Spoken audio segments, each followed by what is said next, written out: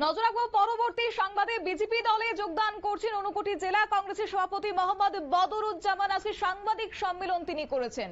অবশ্য এই যে কথাটা তিনি বিজেপি দলে যোগদান করছেন সেটা সমস্তটাই মিথ্যা এবং সমস্তটাই বিভ্রান্তিকর, এমনটাই তিনি বলেছেন এবং নিন্দা জানিয়েছেন। তার যে সম্পূর্ণভাবে ভিত্তিহীন খবর ছড়ানো হচ্ছে সেই দাবিটা রেখেছেন ঊনকোটি জেলা কংগ্রেসের সভাপতি মোহাম্মদ বদরুজ্জামান। অবশ্য তিনি বলেছেন যে মুখ্যমন্ত্রীর কৈলাসহর সফরকালে ঊনকোটি জেলার স্বার্থ সংশ্লিষ্ট বেশ কিছু দাবি দাওয়া নিয়ে মুখ্যমন্ত্রীর সাথে সৌজন্য সাক্ষাৎ করে ডেপুটেশন প্রদান করেছিলেন।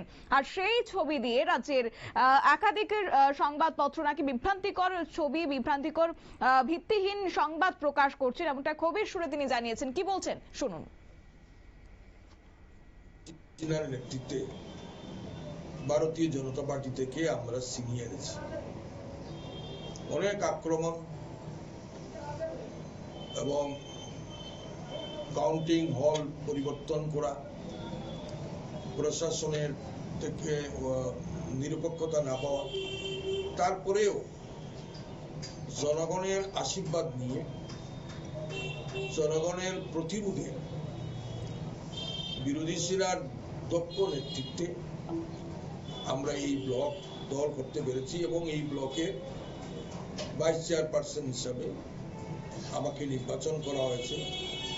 কারণ ইচ্ছাকৃতভাবে সরকার, বিজেপি সরকার এই পঞ্চায়েত সমিতির চেয়ারপারসনের পোস্টটা মহিলা এবং তফসিল মহিলাদের জন্য রিজার্ভেশন করে রাখা হয়েছে, যার কারণে আমাকে ভাইস চেয়ারম্যান হিসাবে নির্বাচন করা হয়েছে।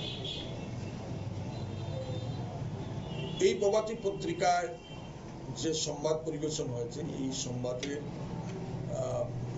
ভিত্তি তো নেই, বা সংবাদদাতাও আমার সঙ্গে এই ব্যাপারে নিয়ে কোনো আলোচনা করেনি।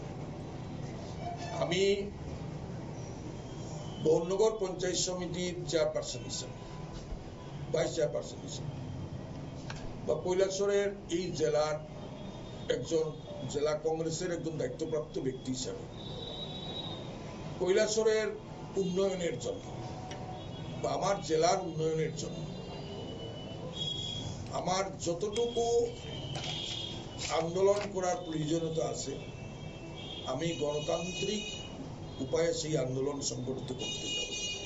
আমরা মুখ্যমন্ত্রীর কাছে পঞ্চায়েত সমিতির তরফ থেকে,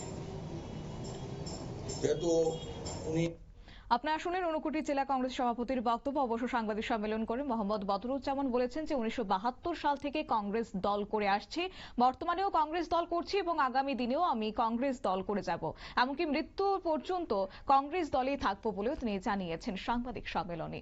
নিয়ে নিচ্ছে ছোট্ট একটি বিজ্ঞাপন বিরতি, সঙ্গে থাকুন।